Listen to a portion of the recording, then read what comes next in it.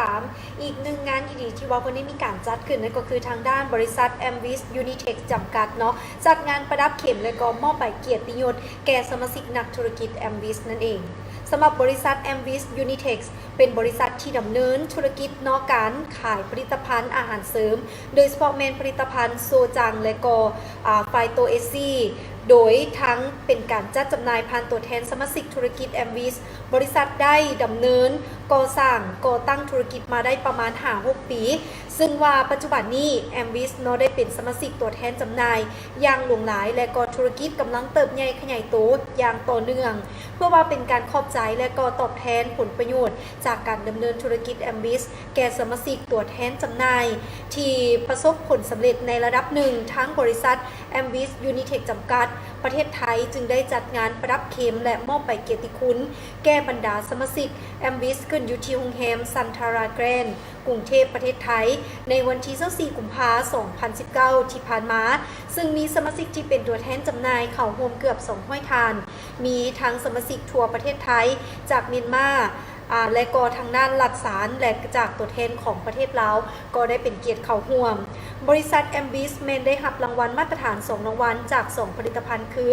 ผลิตภัณฑ์ไฟโตเอซีเมนได้รับรางวัล Best Innovian และเป็นผลิตภัณฑ์โซจังที่ว่าได้รับรางวัล Best Innovation ในพิธีครั้งนี้เมนได้มีการมอบรางวัลทั้ง2รางวัลโดยเป็นเกียรติขึ้นหับของทานวิทิไซนำศัพท์เจริญประธานบริษัท Amvis Unitex พร้อมนี้ทางบริษัท Amvis ยังได้มอบคอมพิวเตอร์และก็อุปกรณ์คอมพิวเตอร์แก่โรงเรียนบ้านป่าตาปาเซภาคใต้ของไทยเนาะซึ่งว่าได้ให้เกียรติมอบโดยทานรองประธานบริษัท Amvis จากนั้นก็ได้มีพิธีสืบต่อดำเนินการมอบรางวัลมอบตำแหน่งดับเบิลไดมอนด์ให้จำนวน1 ทานและก็มอบเข็มกัดคำแท้นัก1 บาทประดับด้วยเพชรจำนวน5 เม็ดเนาะและรางวัลตำแหน่งไดมอนด์จำนวน8 ทานเป็นเข็มกัดคำแท้1 บาทประดับด้วยเพชร3 เม็ดและนอกนี้ก็ยังได้มีรางวัลตำแหน่งเอเมอรัลและตำแหน่งรูบี้เนาะจำนวนหลายรางวัลและก็ในนั้นยังมี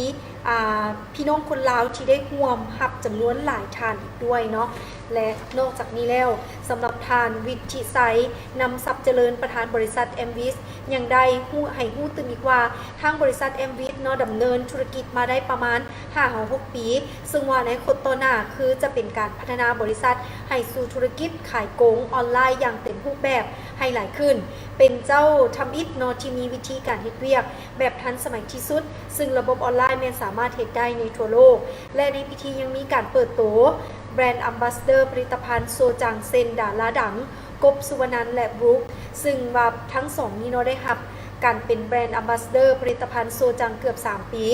พร้อมทั้งมีการสนทนาสัมภาษณ์ถึงความรู้สึกและประสบการณ์ตัวจริงจากการใช้ผลิตภัณฑ์โซจังซึ่งว่ามีคุณภาพที่ว่าดีต่อกับสุขภาพในพิธีทานประธานยังได้ให้เกียรติมอบกระตาของขวัญและซอดอกไม้ให้แก่แบรนด์อัมบาสเดอร์ทั้ง2 ทานได้ร่วมถ่ายภาพกับสมาชิกนักธุรกิจ Amvis ทุกคนอีกด้วยเนาะและบ่เพียงเท่านั้นเนาะในตอนค่ำของวันเดียวกันบริษัท Amvis ยังได้จัดงานเลี้ยงตอบแทนลูกค้าและก็สมาชิกทุกทานเนาะและขึ้นมอบทั้งจัดกิจกรรมที่น่าสนใจและก็แนะนำการท่องเที่ยวแก่สมาชิกเก่าและใหม่และก็พร้อมทั้งรวมในการมอบรางวัลอื่นๆอย่างหลากหลายพิเศษยังได้หับเซิญเอานักร้องศิลปินดารามาร่วมมอบความสุขให้แก่สมาชิกที่ได้เข้าร่วมอีกด้วยเนาะและในตอนนี้เขาก็มีเป็นบทสัมภาษณ์ของทานวิทิไซนำศัพย์เจริญประธานบริษัท Amvis Unitex ให้ท่านผู้ชมได้ติดตามรับฟังกันภาพรวมๆเหรอของบริษัท Amvis คือเป็นธุรกิจขายอาหารเสริมนะครับซึ่งจัดจำหน่ายผ่านตัวแทนสมาชิกนะครับก็หรือง่ายๆคือธุรกิจขายตรงนะครับซึ่งมีการปันผลประโยชน์ผ่านให้กับนักธุรกิจของเรานะครับซึ่งตอนนี้ก็มีทีมงานของทางประเทศไทยเนี่ยนะครับก็เข้าไปขยายงานให้กับพี่น้องชาวลาวนะครับก็พี่น้องชาวลาววันนี้ก็เดินทางมาหลายท่านเลยนะครับขึ้นรับตำแหน่งกันน่าตื่นเต้นดีฮะพี่น้องชาวลาวนี่น่ารักนะแล้วก็มีศักยภาพมีเขาเรียกอะไรล่ะมีแรงบันดาลใจสูงมากนะครับแล้วก็ประสบความสำเร็จได้เร็วมากครับก็มีเพื่อนบ้านเรานี่แหละครับ ก็ไปที่พม่าก็มีนะครับที่ลาวนะที่ลาวเพิ่งเข้าไปแต่จริงๆพม่านี่เข้าไปเมื่อปีที่แล้วนะครับปีนี้เพิ่งจะเข้าไปที่ลาวแต่ว่าเข้าไปที่ลาวคราวนี้เนี่ยยังไม่ใช่ตัวบริษัทเข้าไป ยังเป็นพี่น้องชาวไทยกับชาวลาวเนี่ยที่จับมือกันแล้วก็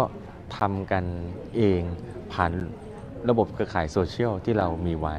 นะครับใช้เครื่องมือที่เรามีนั้นเนี่ยถือว่าทำได้ดีแล้วก็น่าตื่นเต้นมากซึ่งตอนนี้บริษัทกำลังจะมีแผนงานที่จะเข้าไปขยายในประเทศลาวอย่างเป็นทางการว่าให้พี่น้องชาวลาวเนี่ยเกิดความมั่นใจในธุรกิจมากขึ้นนะครับเพื่อพี่น้องชาวลาวกลุ่มนี้จะได้มีความมั่นใจแล้วก็ขยายธุรกิจไปในลาวได้อย่างกว้างขวางคืออย่างเงี้ยแอมวิทเนี่ยดำเนินธุรกิจมาระยะเวลาเนี่ยถึงตอนนี้ประมาณ 5-6 ปีแล้วซึ่งชื่อเดิมเนี่ยคือคัตสันอินโนเทคนะครับแต่เราไม่พูดถึงแล้วนี่เรารีแบรนด์มาเป็นแอมวิสเนี่ยนะครับประมาณ 5-6 ปีแล้วนั้นสิ่งที่เราจะไปต่อนี่นะครับเราจะพัฒนาตัวบริษัทแอมวิสเนี่ยไปสู่การเป็นธุรกิจขายตรงออนไลน์ให้เต็มรูปแบบมากขึ้นซึ่งปัจจุบันนี้ถือว่าเราเป็นเจ้าแรกแล้วก็ปัจจุบันนี้ทันสมัยที่สุดนะครับมี